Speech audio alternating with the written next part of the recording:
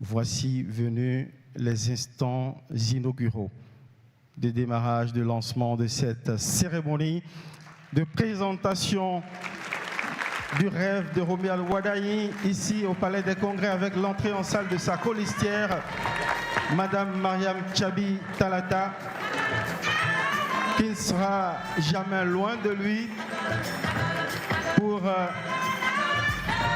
conduire le destin du Bénin si leurs concitoyennes et concitoyens leur en accordent le crédit au soir du 12 avril. Merci à vous pour votre élégance qui nous caractérise, élégance légendaire, de vous être levé pour lui faire cette belle civilité pour l'amener à s'installer. Madame la vice-présidente, j'ai introduit mon propos inaugural par une question. Je sais qu'en philosophie, les questions comptent beaucoup plus que les réponses. Vous qui portez la pensée au cœur de l'action politique, je me suis permis d'interroger le rêve de Romuald Wadaï pour les Béninois. En y ajoutant cette question, qui est-il vraiment? Parce que derrière son offre, il y a sa personnalité, il y a sa vision. L'accouchement de sa vision permet de capter ce qu'il est et l'homme d'État qu'il veut incarner. Qui est-il vraiment? On a esquissé des réponses à travers un film que je vous invite à suivre en complicité avec la régie comme une sorte de coussin inaugural de transition pour le faire entrer en salle ici. Merci de suivre.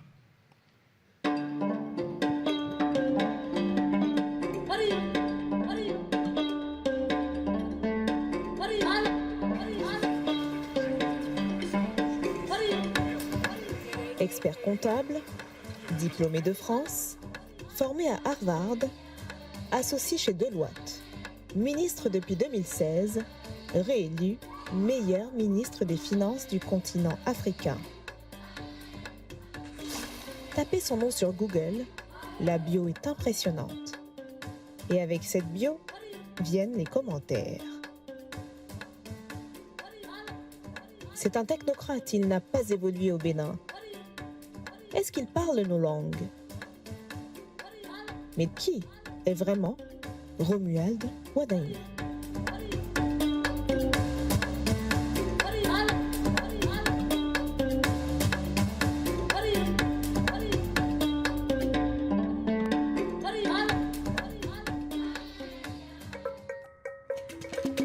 Avant les salles de conseil, avant les négociations internationales, il y a une enfance béninoise.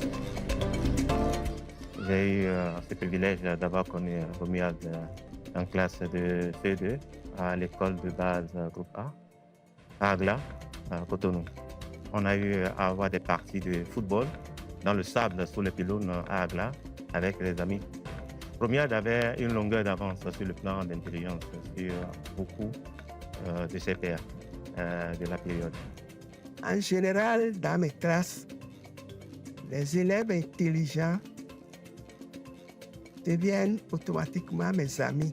C'est comme ça que Romuald était attaché à moi. Je confiais à Romuald nos cahiers, leurs cahiers de devoirs et leurs cahiers de propositions. Il allait les déposer dans ma maison. Je lui faisais confiance. Une discipline héritée, une exigence qui ne s'apprend pas dans les grandes écoles. Elle se forge à la maison, dans la cour, sous le regard des parents.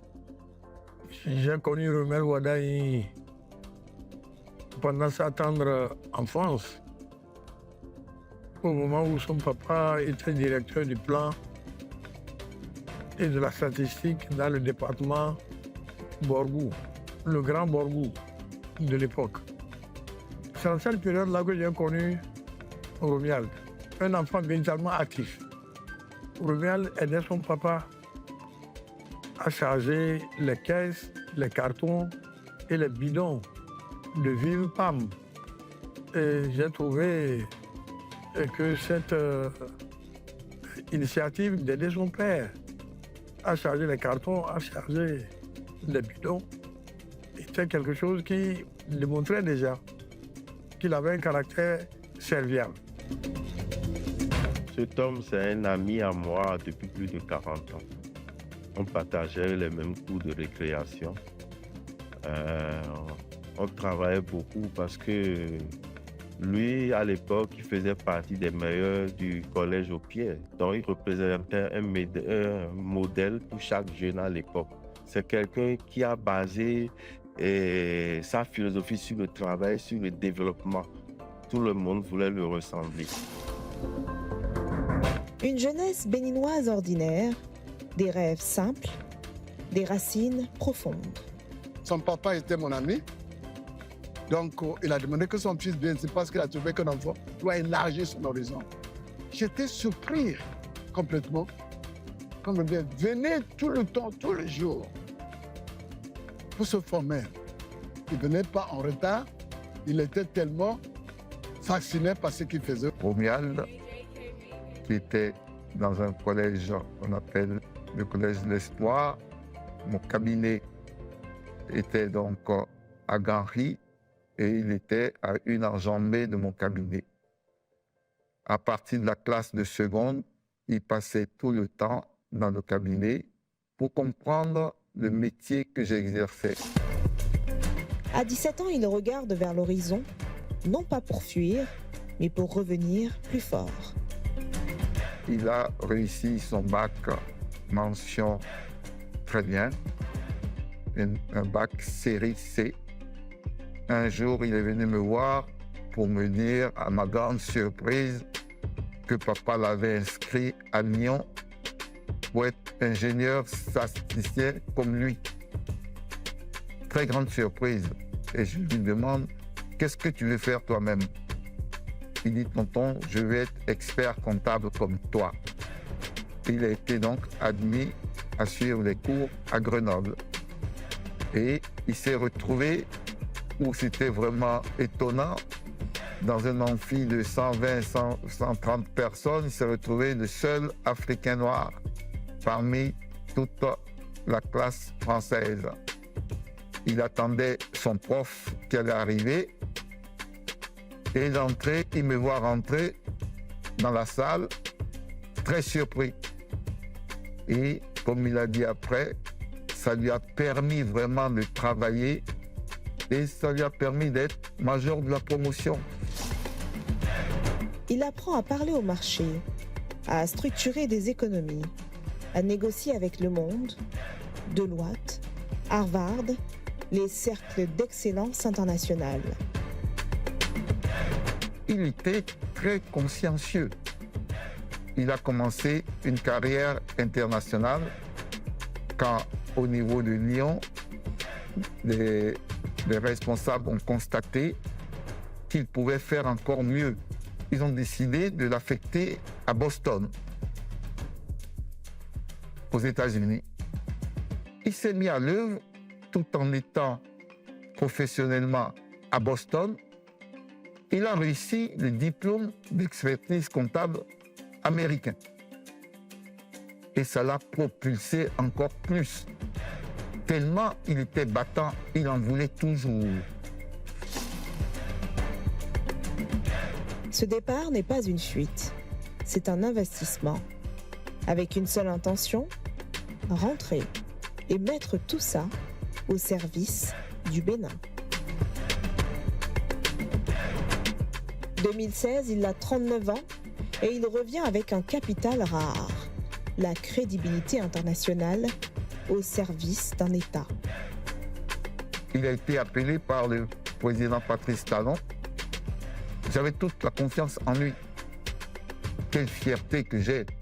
Je pensais, avec sa passion pour l'agriculture, c'est le ministre de l'Agriculture. Nous, on était un peu jaloux que les gens nous financent la pluie là-bas, vous voyez. Donc, je les taquinais, voilà, pour là-bas, parce que ta passion là que vous avez là-bas, il allait le mettre en agriculture. Mais, je vu encore, il a brillamment aussi attaqué ça.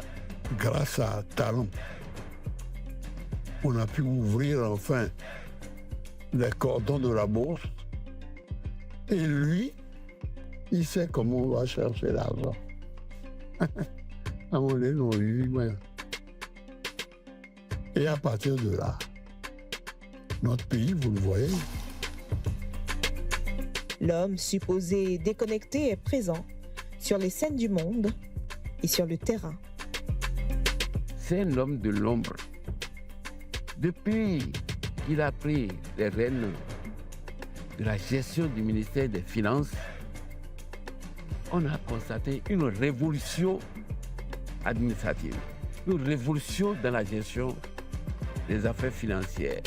Et il est resté dans l'ombre comme ça. C'est quelqu'un qui n'aime pas se faire voir. Ses collaborateurs le décrivent comme rigoureux, travailleur, exigeant. Mais derrière la rigueur, il y a des valeurs et des qualités que peu voient. C'est quelqu'un qui écoute les conseils. Quand on lui fait des remarques, il les considère, il prend ça en compte pour mieux faire. C'est quelqu'un qui est d'une gentillesse silencieuse. Et puis il y a ces jeunes, ceux qui l'accompagnent discrètement, ceux pour qui il est, sans le revendiquer, un vrai mentor. Romuald Wadaï, né à Lokossa, formé au monde, revenu pour le Bénin. Il a une vivacité d'esprit qui lui permet d'appréhender rapidement les éléments de son environnement ou les éléments d'une situation qu'on lui a présentée. Monsieur Romuald Wadaï est un homme d'État, un cadre sur lequel il faut compter. Je l'admire, moi personnellement.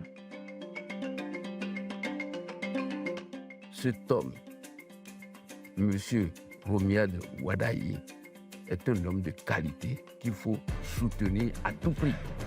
Aujourd'hui, Romuald, tu as vraiment une autoroute devant toi. Continue de nous faire plaisir. Le Bénin a besoin de toi. Alors j'ai dit à Wadaï, félicitations.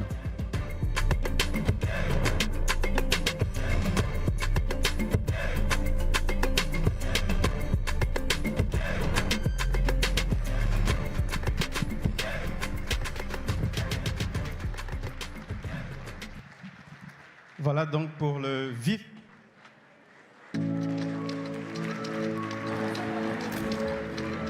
Voilà donc pour le vif d'esprit, l'orfèvre rompu aux performances économiques et financières. Voilà donc le technocrate qu'on a connu, serial performer.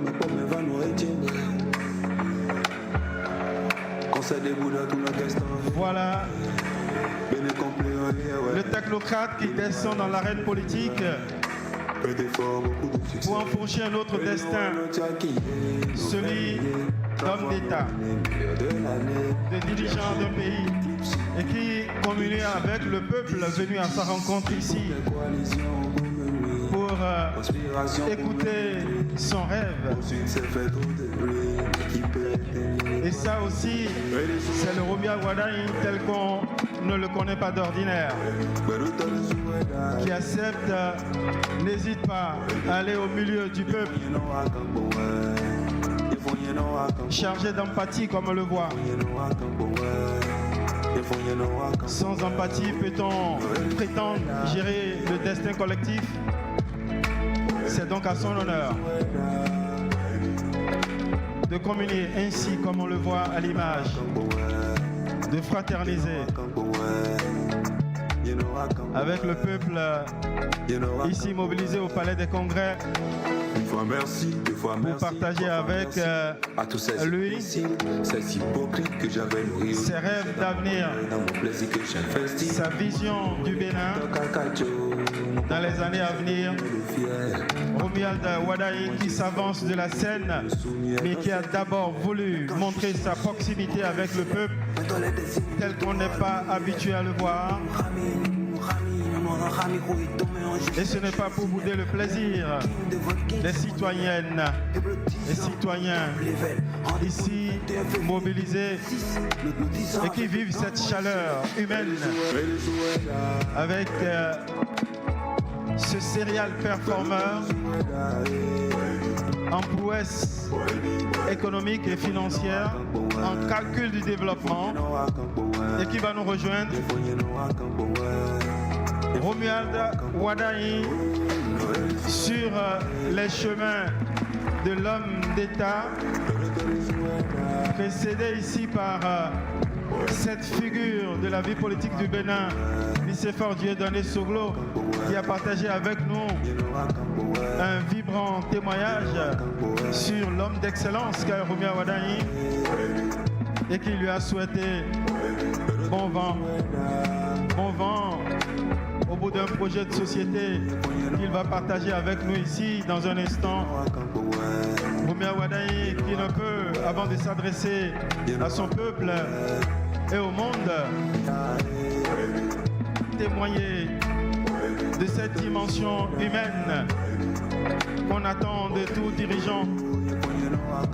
Tant il est vrai que l'élection présidentielle campe la rencontre d'un homme avec son peuple, avec un projet de société en main. Et c'est ce qu'il va partager avec nous dans un instant. Je vous laisse vivre ces moments de communion humaine entre Romuald Wadayi, le technocrate qu'on aurait pu juger froid, et cet homme qui apparaît sous nos yeux et qui prend le temps de fraterniser avec les gens, avec le peuple, et de témoigner de l'empathie.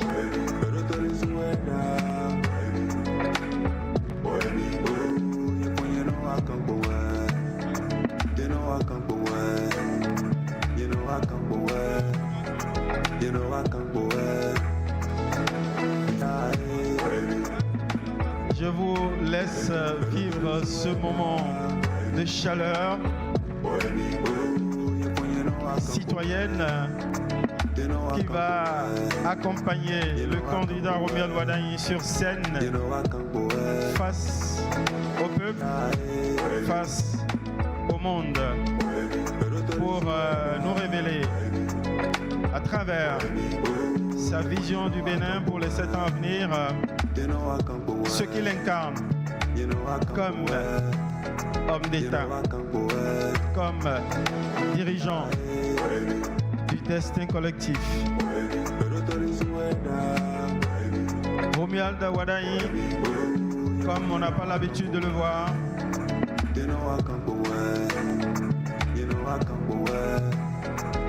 sans artifice, la cravate tombée, pour se mettre à hauteur du peuple, avec qui il veut partager un bout de chemin pour les 7 ans à venir, si le peuple lui en donne l'onction au soir du 12 avril.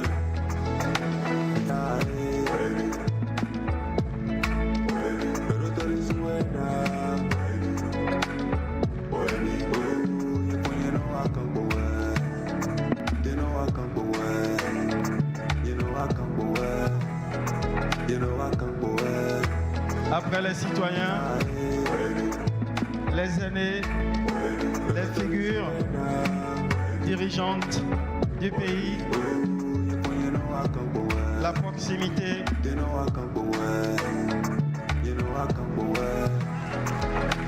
et ce moment palpitant entre Romuald Wadayi et l'ancien président Nicéphore Soglo, dont le témoignage vibrant ici n'a laissé personne indifférent à travers le document audiovisuel qui campe Romuald Wadayi, et cette accolade qui restera dans les annales très chaleureuse entre Romuald Wadayi et Joseph Djokbeno. Romuald Wadayi, dans cette accolade aussi remarquable avec Abdoulaye Biotchani, son aîné dans la finance internationale, aux côtés de qui il a acquis de l'expérience et de la maturité, avec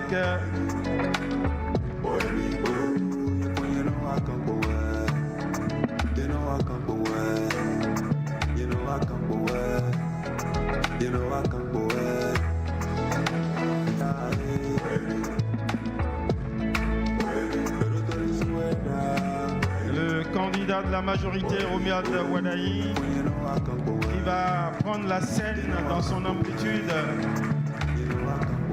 face au peuple ici mobilisé dans la salle rouge du Palais des Congrès, mais pas avant d'avoir fait une halte de civilité devant les personnalités qui lui ont fait l'honneur et les figures politiques de ce pays qui lui ont fait l'honneur de marquer de leur présence ce moment solennel de présentation de son rêve pour le Bénin.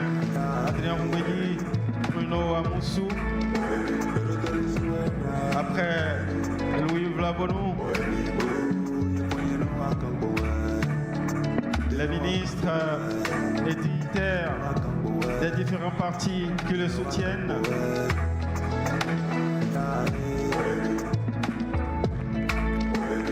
Un dernier signe amical. Et Romuald Wadayi qui prend la scène sous vos yeux. Monsieur le candidat, nous sommes tout oui. C'est à vous.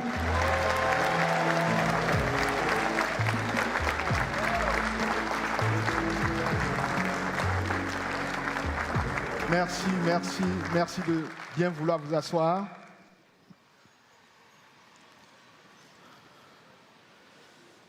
Monsieur le Président Nicéphore Dieudonné Soglo, mes respects.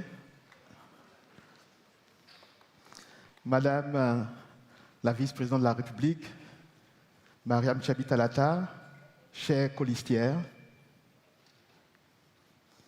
Mesdames, Messieurs, distingués invités en vos rangs, grades et qualités, chers jeunes, merci.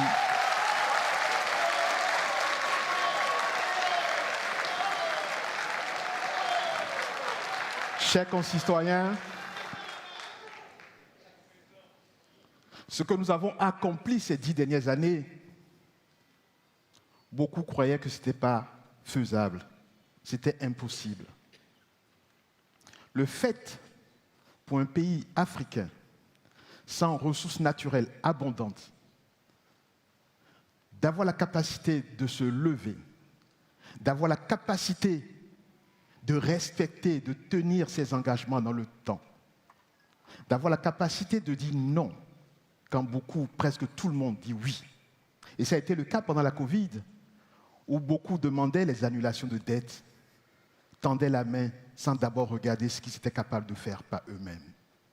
Le Bénin a été quasiment le seul à dire non à ça.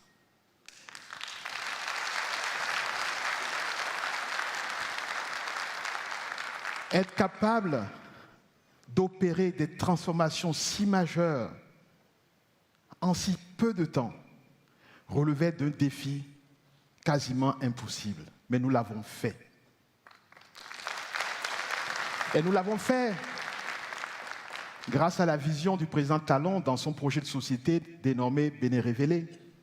Et donc grâce à cette vision, grâce au travail acharné, grâce au sacrifice de nous tous ici, nous avons réussi à trouver notre chemin de développement.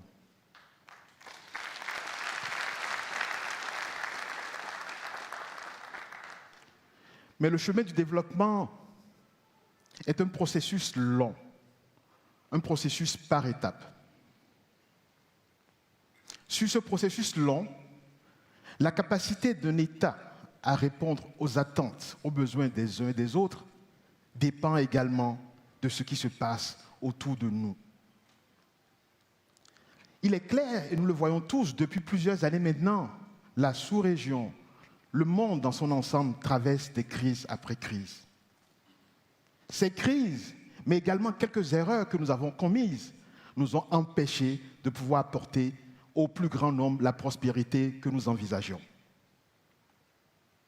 Parce que nous avons pris du retard sur notre projet de société, nous entendons de plus en plus de jeunes, de femmes, nos populations dans le monde rural s'impatienter. Nous entendons de plus en plus de demandes de personnes qui ont du mal à régler les problèmes les plus basiques du quotidien. Et tant qu'il reste un Béninois qui n'a pas encore senti les fruits de la croissance dans son ménage, c'est qu'il reste encore du travail à faire.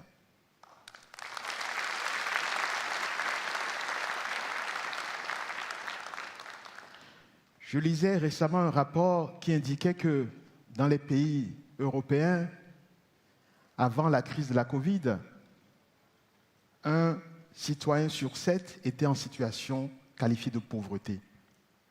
La situation de pauvreté n'est pas une réalité que africaine, c'est une réalité globale. Mais il y a pauvres et pauvres. Il y a l'extrême pauvreté. Et l'extrême pauvreté se caractérise par 5 facteurs. L'accès à la nourriture, le fait pour quelqu'un de se lever le matin et de ne pas avoir la moindre idée de ce qu'il mangera dans la journée. L'accès à l'eau potable. La moitié du poids de notre corps est constitué d'eau. Boire de l'eau des marigots, c'est se rendre structurellement malade. Ne pas avoir accès à un soin de santé de proximité. 3e facteur, se soigner. 4e, avoir un toit. Et 5e, un emploi. Et le nombre de nos concitoyens dans cette situation d'extrême pauvreté est désormais intolérable. Si la réalité de la pauvreté est une réalité mondiale, la réalité de l'extrême pauvreté est un défi que nous pouvons affronter ensemble.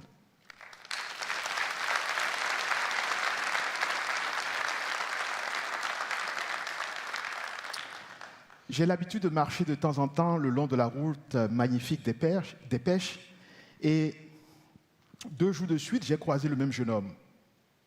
6h45, je croise le jeune homme assis, ça m'a interpellé, mais j'ai continué mon chemin. Le lendemain, même heure, je vois le même jeune homme. Du coup, ça m'interpelle. Je m'arrête, je l'interroge. Et je me rends compte qu'il s'agit d'un jeune venu d'une commune lointaine.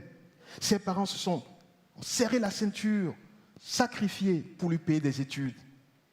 N'ayant pas été bien orienté, il a fait une licence en sociologie. Et ça fait 3 ans qu'il tourne en rond sans emploi. Et ce jeune homme, ce matin, je lui demande, mais qu'est-ce que tu as fait la veille? Il n'avait rien fait. Son dernier repas remontait à plus de 24 heures. Donc, la réalité de la souffrance, la réalité de la pauvreté, de l'extrême pauvreté, ce n'est pas loin de nous, hein. C'est là, à côté, également. De la même manière que nous avons relevé le défi de montrer que c'était capable, que nous étions capables de nous relever, de trouver notre chemin, oui, nous serons capables d'affronter le défi de l'extrême pauvreté.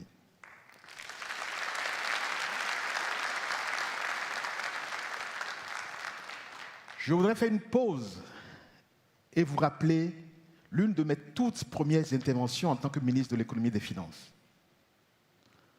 Nous sommes en décembre 2016. Je présentais la vision du président Talon sur la transformation de notre économie.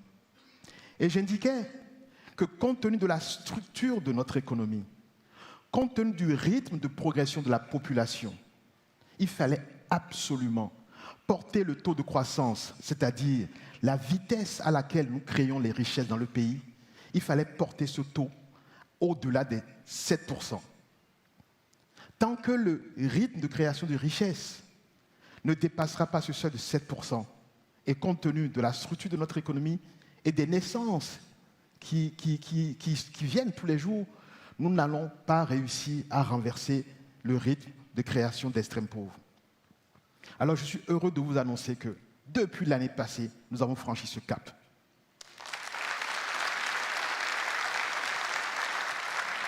L'année passée, nous avons dépassé le seuil de 7% et cette année, malgré les crises, nous allons dépasser encore le seuil de 7%.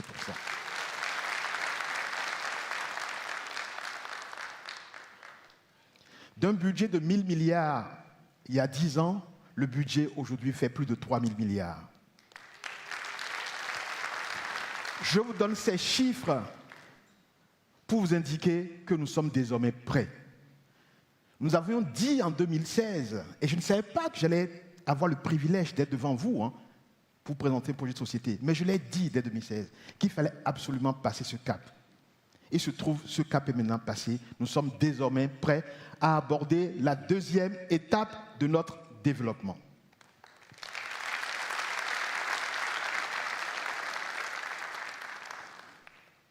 J'ai dit que le processus de développement était un processus long et par phase, et donc j'ai le privilège de vous entretenir donc ce matin sur les grandes lignes de ce projet de société qui va marquer la prochaine phase de notre développement. Le principal défi étant l'extrême pauvreté, la question était comment concentrer, orienter, diriger l'action publique pour qu'elle soit au plus proche de la population. Comment faire pour que la prospérité arrive le plus vite possible dans chacun des foyers? Comment faire pour que vous, jeunes, chacun d'entre vous, ayez une opportunité pour faire révéler vos talents? Et ce que nous proposons dans ce projet de société, dans sa première partie, vous le verrez tout à l'heure quand on vous distribuera les brochures, c'est de poser le cadre d'une nouvelle dynamique de l'action publique. Désormais, l'action publique va s'orienter autour de 6 pôles de développement régionaux. Le pays tout entier sera divisé en 6 régions, et schématiquement, c'est les anciens départements. La première région sera Atakora-Donga, nous aurons Bogwa-Liboré, Zou-Colline, Ouémé-Plateau, Atlantique Littoral, Monokufo. Nous allons instaurer des autorités pour chacune de ces 6 grandes régions. L'idée, c'est d'établir un plan spécifique de développement de chaque région.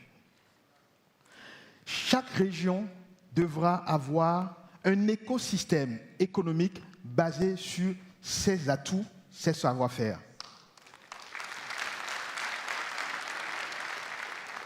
Donc, visuellement, vous verrez un cercle qui est le moteur du développement de chaque région. Et ce moteur doit être drivé, comme on dit, dirigé par les spécificités, les atouts et les savoir-faire de la région. En plus de ce moteur, il y aura 4 axes cardinaux, 4 sujets transversaux qu'on devra retrouver dans chacune des autres régions. Il s'agit de l'agriculture, du tourisme, de l'industrie et de l'innovation. Je voudrais insister là-dessus. Quelle que soit la spécificité de la région, il faudra trouver dans chacune de ces régions ces 5 choses. L'écosystème spécifique qui tient compte des réalités, des savoir-faire, des atouts de la région, mais il faudrait obligatoirement que les 4 facteurs que j'ai indiqués, agriculture, industrie, tourisme et innovation, soient présents dans chacune des régions. Sur l'agriculture, je démarrerai par ça. Nous avons la chance d'avoir l'activité agricole dans toutes les régions du pays. Mais il y a des réalités qui parlent. Nous savons très bien que 3 millions de producteurs agricoles, aujourd'hui, sont des actifs qui, pour beaucoup d'entre eux, sont dans un état de pauvreté. C'est des gens qui souffrent, qui travaillent, mais malgré ça, quand ils sont malades, ils ont du mal à se soigner. Quand ils finissent à 50 ans, la force les lâche, ils n'ont pas de retraite. Et nous connaissons tous les conséquences de cet état de fait. Les mariages précoces, les mariages multiples. Les enfants sont devenus la seule assurance retraite dans le monde rural. Nous pourrons mettre fin à ça. En mettant l'agriculture comme pilier transverse de toutes les régions, nous allons lancer un programme spécifique qui vise à proposer aux paysans la chose suivante. Nous voyons les paysans, nous disons, nous avons l'intention de vous accompagner pour améliorer vos rendements. Je prends le cas du maïs. Aujourd'hui, au Bénin, nous faisons entre 1 tonne 2 à l'hectare de maïs.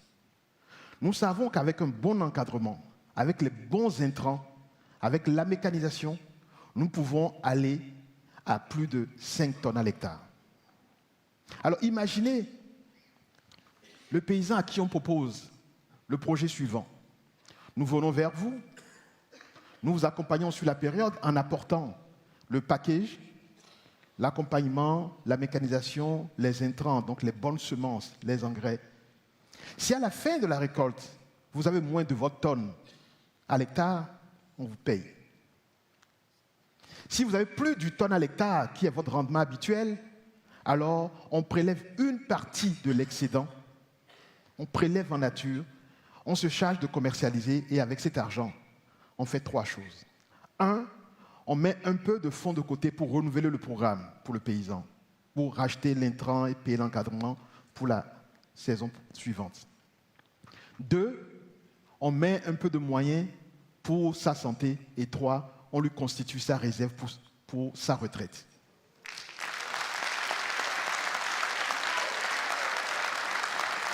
En fait, beaucoup de programmes pour la prévoyance et la retraite des paysans ont échoué, notamment parce qu'il y a une réalité qu'il faut percevoir et dont il faut tenir compte.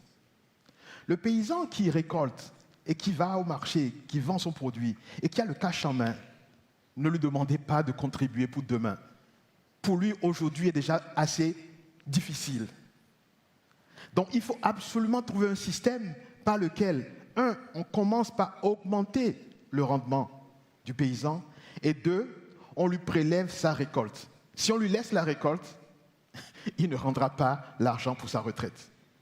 Mais si il a 3, 4 fois plus de produits qu'attendu à l'hectare, il n'y a aucun problème de prendre juste un petit peu et de le lui mettre en fond pour sa retraite. Et le paysan qui a désormais une retraite, qui peut se soigner, pourquoi à 50 ans, il irait se marier à une fille de 16 ans pour refaire des enfants parce que c'est l'enfant sa retraite?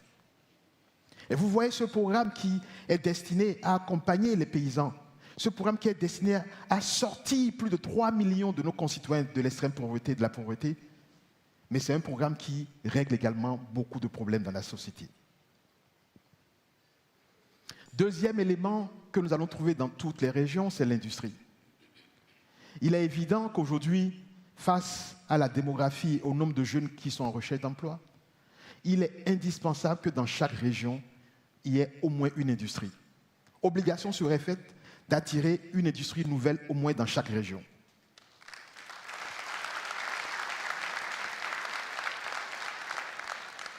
De la même manière, troisième point sur le tourisme, il faudrait que chaque région ait au minimum un village ou une ville de splendeur. L'idée, c'est que le touriste qui vient au Bénin ne doit pas se contenter de se limiter à une partie du Bénin. Le Bénin est indivisible. Et nous voulons que partout, il y ait de quoi attirer l'attention du visiteur qui vient. Je veux que celui qui atterrisse à Cotonou ne se contente pas que de voir la marina, qu'il ait envie d'aller en pays tata, d'aller voir les Tata Somba. Je voudrais et je tiens à ce que dans chaque région, l'accent soit mis pour qu'il y ait au minimum un village, une ville de splendeur. Nous devons faire en sorte que le travailleur qui est ici à Cotonou, qui prend quelques jours de repos avec sa famille, ait d'abord envie de dire « je vais à Dassa, je vais à Boukoumbe », plutôt que de dire « je vais ailleurs pour ne pas nommer un pays à côté ». Nous pouvons le faire. Nous devons développer le tourisme local. Nous devons faire en sorte que nous-mêmes, nous ayons envie de visiter les autres régions. Il ne faut pas qu'un citoyen qui quitte une région pour une autre ait le sentiment qu'il est dans un autre pays. Et ça, nous devons le faire. C'est pour ça que nous ferons obligation à chacune des régions d'avoir au minimum un village, une ville de splendeur. Et le dernier pilier transverse aux 6 pôles, aux 6 régions, c'est celui de l'innovation, chers jeunes. Vous savez, je suis né à Lokossa, je n'ai pas choisi d'être né à Lokossa, et donc on ne choisit pas où on est. Mais c'est la responsabilité de l'État de faire en sorte qu'il y ait une égalité de chance pour tous, quel que soit là où on est. Et face à la technologie, nous allons nous assurer que vous, jeunes, partout où vous êtes dans le Bénin, vous disposez d'un écosystème qui vous permette de vous former, de vous encadrer et de faire éclore tous vos savoir-faire sur le domaine numérique. Nous sommes persuadés qu'en mettant l'accent sur la technologie, en vous donnant tous les moyens qu'il faut, le Bénin deviendra un pays exportateur de solutions technologiques. Nous le pouvons.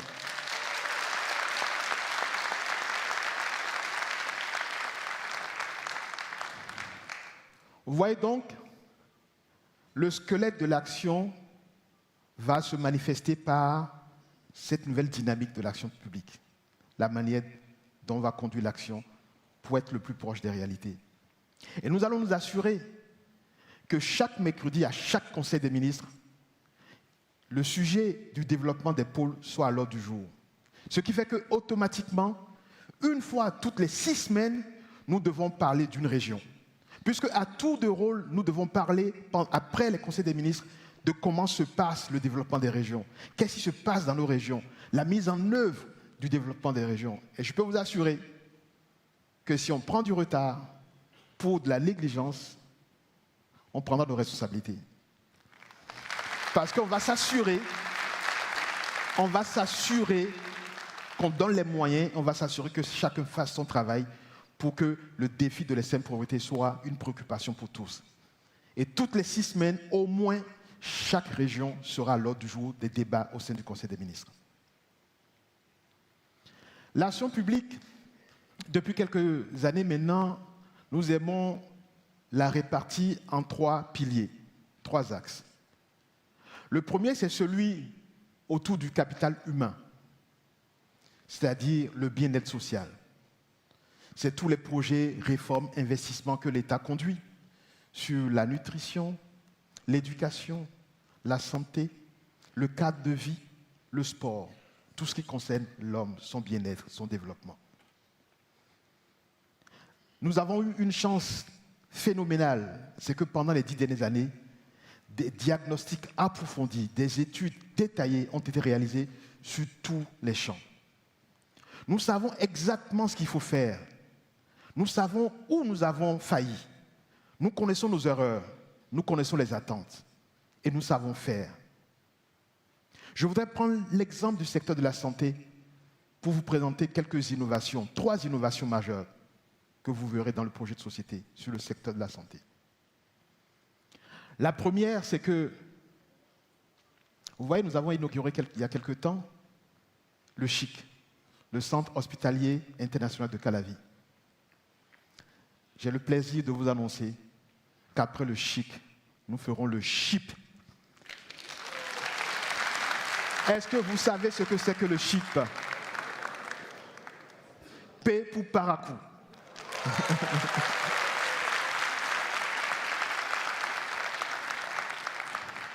Nous allons construire le Centre hospitalier international de Paracou pour que nos concitoyens du septentrion qui ont des pathologies complexes, qui demandent des équipements de pointe, n'aient pas fait des centaines de kilomètres pour venir à Calavi. Et notre ambition, c'est que même des malades d'autres pays voisins pourraient venir à Paracou se soigner et faire de Paracou un vrai pôle de soins, de traitement des maladies complexes. Exactement ce que nous avons fait à Calavi. Après le CHIP, nous ferons le CHIP. Bien entendu, il y a un travail formidable qui a été fait pour identifier village par village, région par région, les dispensaires, les centres de santé qu'il faut rénover, là où il faut construire. Le ministre de la Santé a fait un travail formidable. Il y a tous les financements sont en cours et tout est en cours, donc pas besoin de revenir là-dessus. Nous allons dérouler ce qui est déjà en cours et compléter par le CHIP.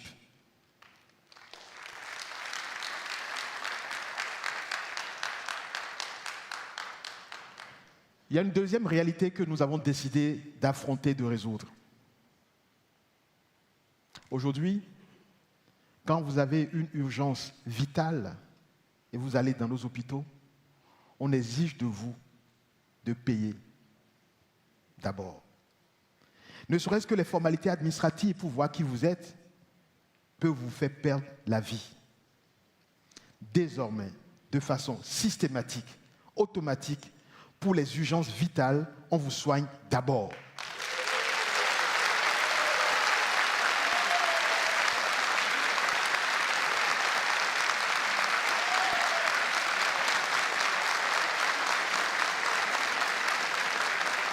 il n'y aura plus au Bénin de décès liés au fait qu'on attend de faire des formalités, on attend de payer, on attend d'amener la facture. Non.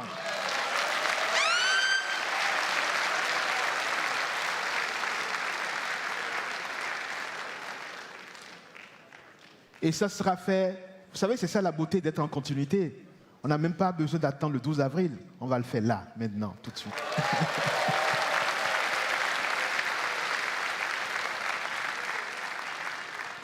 Et la troisième chose, c'est que vous voyez, nous avons des réalités qu'il ne faut pas ignorer. Beaucoup de nos concitoyens font confiance aux plantes, se soignent avec les plantes. Et ce n'est pas seulement en milieu rural, hein. C'est partout. Mais nous savons également qu'il y a des problèmes de contre-indication, des problèmes de posologie qui font que malheureusement, beaucoup de nos concitoyens décèdent en utilisant la tradition, décèdent en utilisant des plantes qui en soi ont des vertus, mais s'il y a des contre-indications et la posologie n'est pas respectée, vous aggravez votre cas. Donc le troisième élément, la troisième innovation sur le secteur de la santé, c'est un accent important pour avoir désormais une pharmacopée moderne.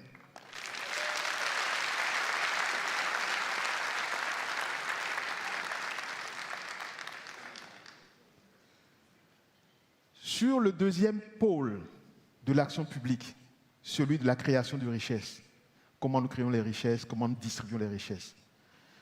Sur ce deuxième pôle, je voudrais aborder deux sujets. Le premier est celui de l'inclusion financière et le deuxième sera les arts et la culture.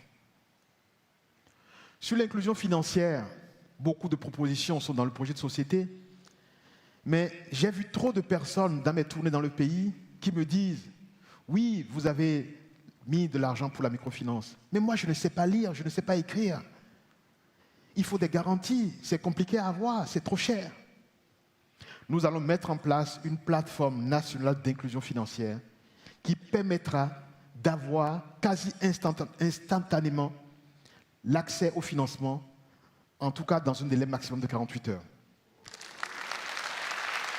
Nous allons utiliser la technologie et l'intelligence artificielle pour permettre directement sur votre mobile, de façon dématérialisée, d'avoir votre crédit de 50 000 à 50 millions rapidement.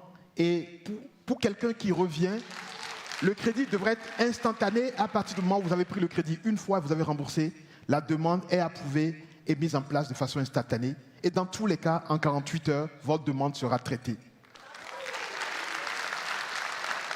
Vous savez, grâce à la technologie, quand on prend un téléphone, vous mettez votre visage, on sait exactement qui vous êtes.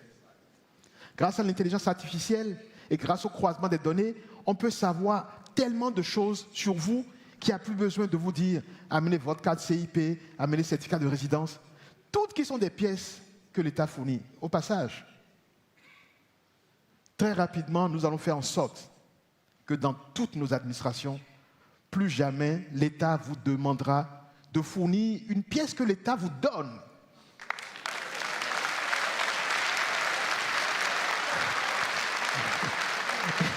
Je veux renouveler mon passeport. Je suis devant l'agent. Il me dit certificat de nationalité, casier judiciaire, certificat de résidence. Tout ce qui sont des documents que lui-même doit te donner, mais il n'a qu'à te le donner.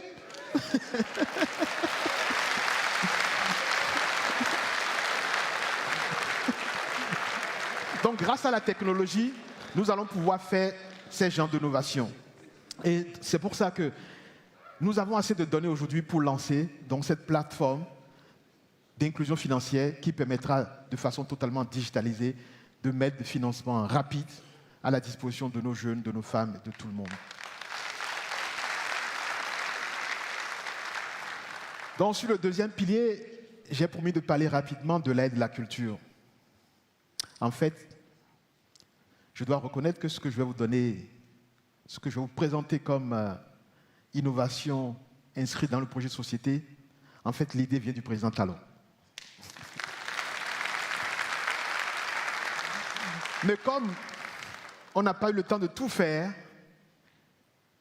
Et je sais que c'est quelque chose qui lui tient à cœur et qui tient à cœur aux milliers de nos concitoyens qui sont dans le monde artistique, que ce soit la plastique, la musique, la danse, la littérature et même la numérique.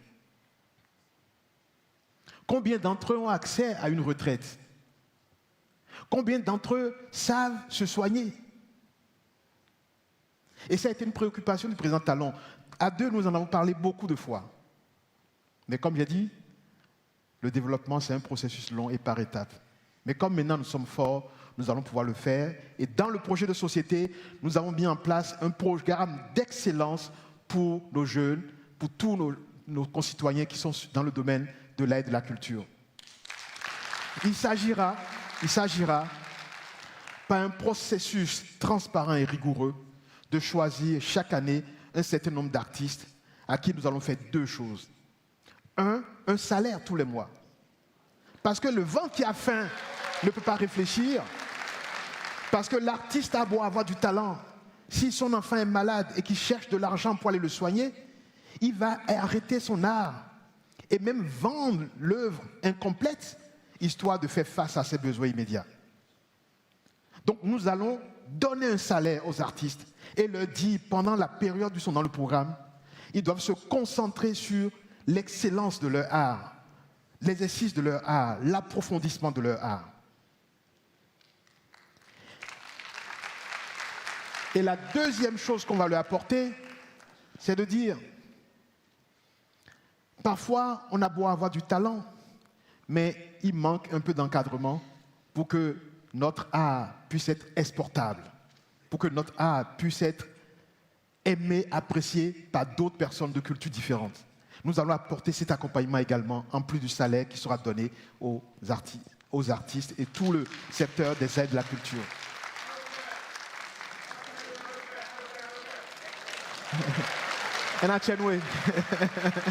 Merci.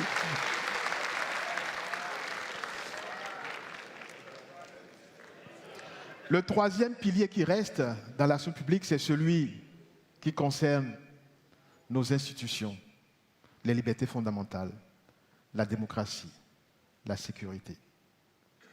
Et sur ça, je voudrais vous dire tout mon engagement à être garant des libertés individuelles, à respecter nos institutions, à respecter la démocratie. Nous allons maintenant entamer une phase de stabilisation de ce que nous avons fait sur ce pilier depuis les 10 dernières années. Ce que nous avons mal fait, ensemble dans le dialogue, nous allons rectifier ce qui est à rectifier.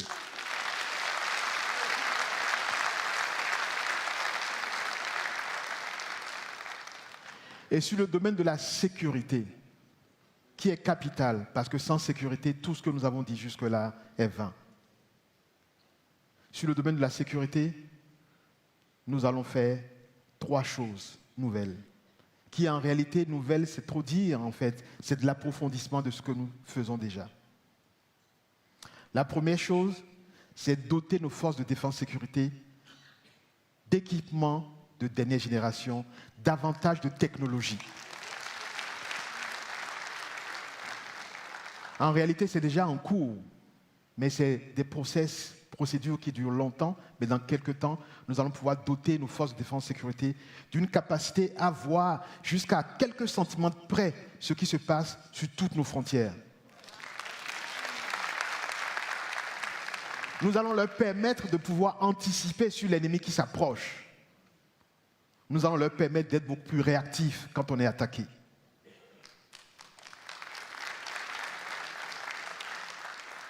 La deuxième chose, c'est que nous allons opérationnaliser très rapidement les polices municipales.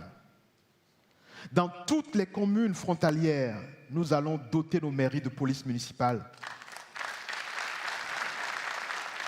Il s'agira de faire en sorte que les jeunes, dans leur propre environnement, nous les formions, nous les équipions et que nous leur donnions la possibilité de défendre leur maison, leur famille, leurs frères et sœurs, leur environnement. Parce que nous croyons que l'action de proximité doit compléter l'action de nos forces de défense et sécurité. Ces polices municipales vont rapidement être opérationnelles dans la plupart des régions à risque.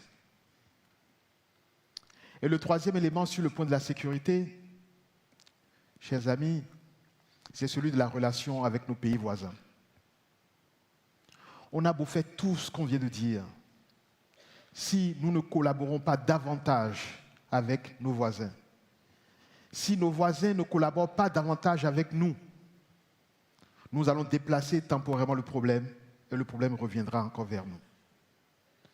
Il y a aujourd'hui des enjeux tels que la sécurité, les enjeux tels que la pauvreté de masse, les enjeux tels que le défi de la jeunesse, qui sont trois enjeux communs à tous les pays de la sous-région. Nous devons nous parler, nous devons aborder ces trois défis ensemble de façon obligatoire. Nous n'avons pas le choix.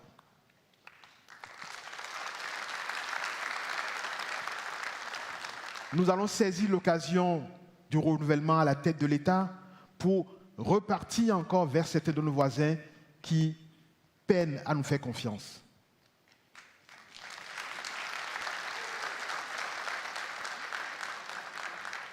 La nature nous a fait voisins et on ne pourra rien y faire. Autant collaborer davantage, aller plus loin dans les échanges pour apporter plus vite la prospérité, la sécurité pour tous.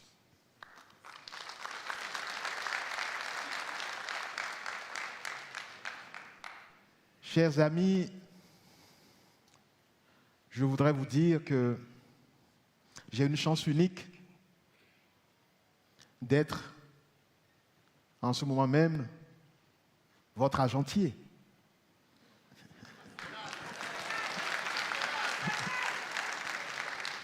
Le président Talon m'a fait confiance et j'ai eu l'honneur de gérer l'une des choses que vous avez de plus cher, c'est votre argent. Et vous avez vu comment je l'ai géré, avec sérieux, rigueur.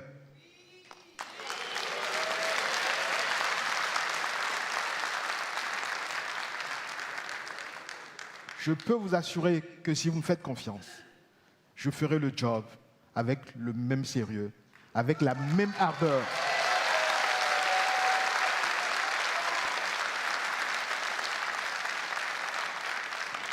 La manière dont j'ai tenu le ministère de l'économie et des finances, en respectant les cadres qui y sont, en bâtissant sur l'existant et en ne détruisant pas l'existant, c'est ma marque de fabrique.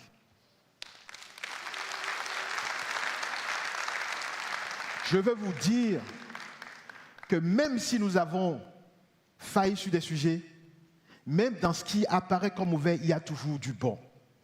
Et j'ai cette qualité-là de voir en chacun toujours ce qu'il y a de bon. On perd trop de temps à vouloir détruire. Nous allons stabiliser. Nous allons amplifier. Et parfois rectifier quand on se rend compte qu'on a mal fait, parce que l'erreur est humaine.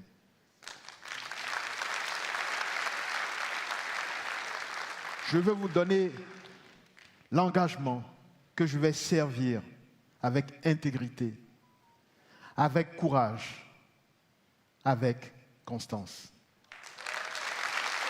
Je suis persuadé qu'en me faisant confiance, nous allons aller plus loin ensemble. Je vous remercie.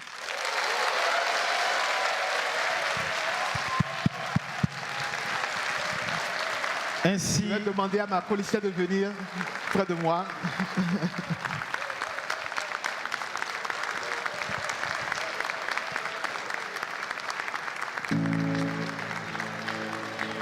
Ainsi a parlé Romuald Wadaï dans la peau de l'homme d'État qu'il souhaite devenir. Merci. Avec votre onction. On va saluer ensemble.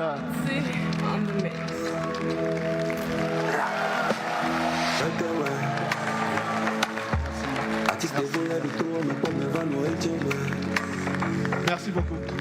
On y va. Romuald Wadaï, tel qu'il se projette en homme d'État au bout de son projet de société, tel qu'il vient de le décliner. 10/10, ils font des coalitions pour me nuire, conspiration pour me détruire. Ton succès fait trop de bruit, mais qui peut éteindre une étoile qui brille?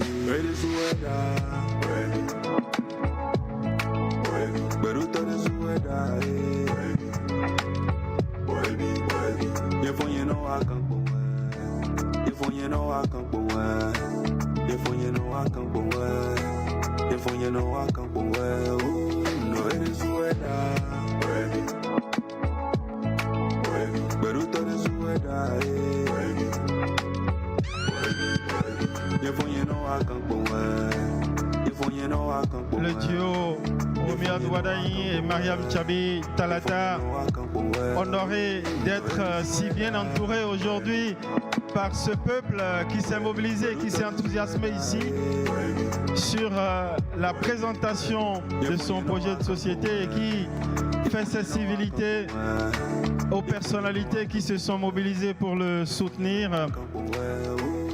Les ministres du gouvernement, membres des différents partis qui le soutiennent, les présidents des partis qui le soutiennent, les personnalités anciens présidents d'institutions, Assemblée nationale, Cour constitutionnelle, qui lui ont fait l'honneur de venir le soutenir. Et puis ce moment chargé d'émotions, cet échange qu'il a avec l'ancien président Nicéphore Soglo, qui a eu à son endroit un témoignage saisissant. Un témoignage qui est tout sauf banal venant d'un ancien président de la République, un ancien des institutions de Bretton Woods, de la finance internationale, et dont les mérites valent de l'or à l'endroit du candidat Romuald Wadayi. Quand ils viennent, ils sont décernés par Nicéphore Dieudonné Soglo. Et puis, la proximité du président Patrice Talon, son mentor, venu également le soutenir, un signe de son mentor pour lui dire « Allez, Yallah, je suis derrière toi ». Et bien évidemment, pour fermer les premiers rangs, aux premières loges, les anciens présidents de l'Assemblée nationale, Ijikola Olé, Mathurin Kofinago, Louis Vlavonou, et puis le doyen d'âge, Da Silva, tous mobilisés ici, en salle avec tous les citoyens déployés, sympathisants, partisans, mais également les Béninois et Béninoises en ligne, ici et partout à travers le monde.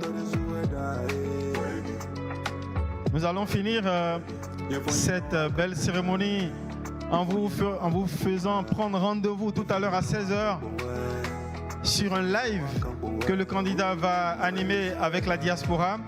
Merci donc de prendre le rendez-vous et de garder précieusement vos cartons d'invitation pour retirer au niveau des comptoirs d'accueil juste à la sortie de cette salle, à l'étage comme juste à cette hauteur, le kit contenant le projet de société en format physique, mais téléchargeable aussi à travers ce code QR partout.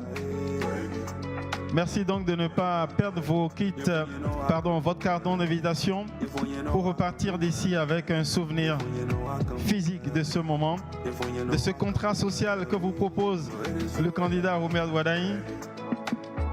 On va permettre aux personnalités à la suite du retrait du candidat Wadayi qui officie sa civilité avec ses invités. Juste après son départ, on va permettre aux personnalités, les présidents d'institutions, de se retirer.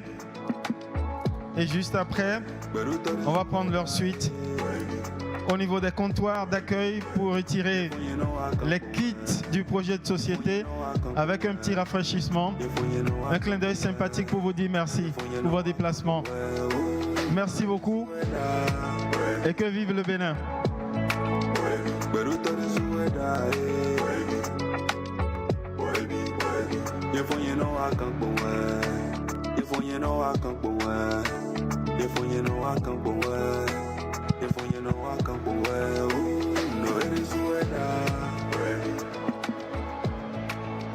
Beruto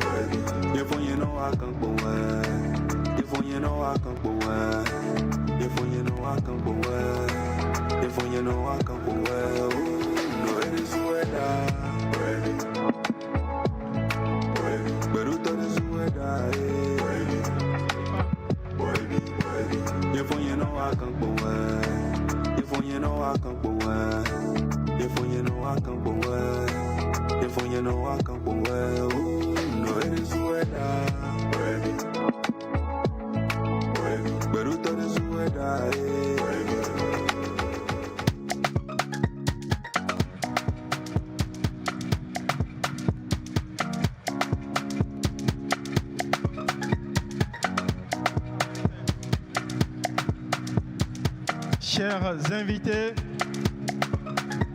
merci de rejoindre les comptoirs d'accueil où vous attendent les kits du projet de société et un petit rafraîchissement comme un clin d'œil pour vous dire à nouveau merci. Merci pour vos déplacements.